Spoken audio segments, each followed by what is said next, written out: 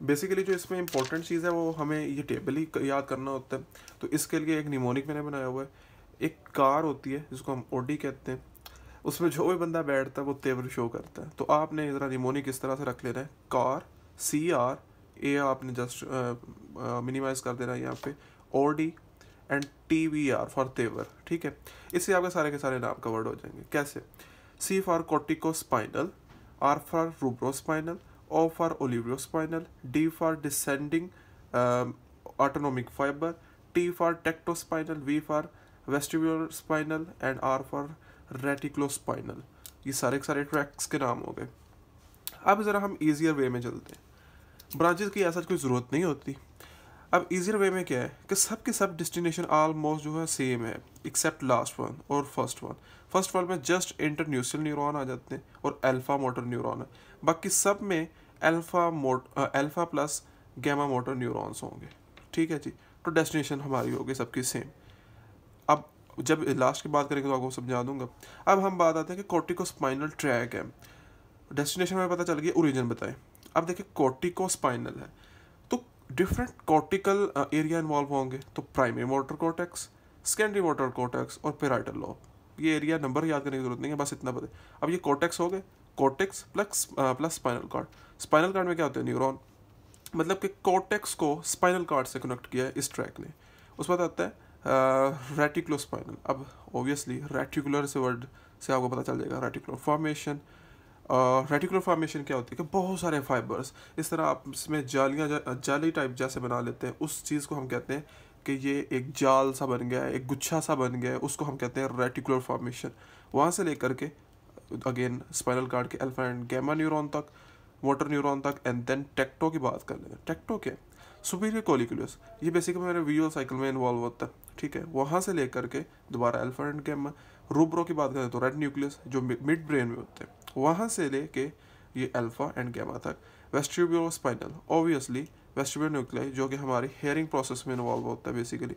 उसके बाद और से भी बहुत से प्रोसेस करता है जो कि मसल्स में है। बाद में आपको इसका भी निमोनिक अलग से बता देता हूँ, पहले हम ओरिजिन और डेस्टिनेशन को ही देख लेते हैं। अच्छा, वेस्टिबुलर न्यूक्लियाई, इसके नाम से ये जाहिर है कि vestibular nuclei plus spinal cord के alpha plus gamma. Spinal cord के न्यूरॉन्स ही होते हैं ना, तो न्यूरॉन उसकी डेस्टिनेशन जहाँ उसने पहुँचना है, फिर न्यूरॉन ने मोटर तक लेके जाना है। तो ओरिजिन इसका ब्रेन का कोई एरिया है, यानी या वो सेरेब्रल कॉर्टेक्स का एरिया होगा जैसे कॉर्टिकोस्पाइनल था, या वो मिड ब्रेन का एरिया होगा, या वो मिडिल ऑब्लिगेटा का एरिया होगा, मे बी सेरिबेलम का एरिया हो। अब Olivo spinal track, inferior nuclei, ठीक है, ये ब्रेन स्टेम में होता है बेसिकली, वहाँ से इन्फॉर्मेशन कैरी करता है अल्फा गैमा तक। अब आ जाता है लास्ट जो एक्सेप्शन है, वो ये है कि डिसेंडिंग ऑटोनोमिक फाइबर। अब इसमें हम बेसिकली देखते हैं कि जो सामने की तरफ से ऊपर से डिप्रेशन नीचे आ रहा है वो बेसिकली दो सेरिब्राई को डिवाइड कर रहा है। इसी तरह जो मिडल में है वो टेंटोरम सेरिब्री है, ऊपर फाक्स सेरिब्री है, और टेंटोरम के बिल्कुल नीचे से जो स्टार्ट हो रहा है वो जो ट्रांसवर्स साइनस के नीचे है वो फाक्स सेरिबेली है। हाइपोथैलेमस और एमेक्टॉइड इसके जस्ट इन्फीरियर होता है। तो आपने इस तरह से याद रखना है, ये कॉर्टेक्स से, हाइपोथैलेमस से, थैलेमस से और एमेक्टॉइड कम्प्लेक्स से प्लस रेटिकुलर फॉर्मेशन से ओरिजिन लेते हैं। यानी कि थोड़ा सा अपने स्ट्रक्चर को ज़हन में लाएंगे। अगर मैं आपको इधर से थोड़ा सा दिखा दूँ तो शायद आपको ज़्यादा समझ में आ जाएगा कि यहाँ पे हमारे पास कॉर्टेक्स होता है, उसके बाद थैलेमस आ जाता है, और यहाँ पे हाइपोथैलेमस, रेटिकुलर फॉर्मेशन यहाँ पे होती है, और जस्ट इन्फीरियर टू हमारे एमेक्टॉइड होता है। ओके, और इसने सिंपैथेटिक है, डिसेंडिंग ऑटोनोमिक। ऑटोनोमिक की दो चीज़ें होती हैं, सिंपैथेटिक एंड पैरासिम्पैथेटिक, तो उन दोनों का आउटफ्लो इसने दे देना है। ओके, अब हम फंक्शंस को जल्दी से देख लें। अब देखिए कॉर्टिकोस्पाइनल है, कॉर्टेक्स है। आप इसके लिए एक वर्ड याद रख लें, सी फॉर होता है, सी फॉर सिलाई, जैसे हम स्टिचिंग कहते हैं, सिलाई उर्दू में मैंने लिखा भी हुआ है। तो सिलाई में क्या होता है कि रैपिड स्किल्ड वॉलंटरी मूवमेंट होती है, स्किल्ड मूवमेंट होती है, ठीक है, टेलर की। अच्छा जी, तो ये आपका उसमें हो जाएगा। और distal end of the limbs, मतलब कि हाथों की या पाँव की, जैसे वो मशीन चला रहा होता है स्टिचिंग के लिए, सिलाई करने के लिए, तो वो अपने डिस्टल एंड को वॉलंटरी स्किल और रैपिडली यूज़ कर रहा होता है। ओके, अब second one is retrospinal tract. Retrospinal से R for retro, R for relax, and उसका ऑपोजिट होता है कॉन्ट्रैक्ट। सो आपने आर फॉर रिलैक्स और उसका अपोजिट कॉन्ट्रैक्ट याद रख लिया तो आपको ऑटोमेटिकली याद आ जाएगा, या ये इनहिबिट करेगा या फैसिलिटेट करेगा। और अगर मैं उसको टर्म में देखूं कि सिंपैथेटिक और पैरासिम्पैथेटिक भी उसी टर्म में आते हैं।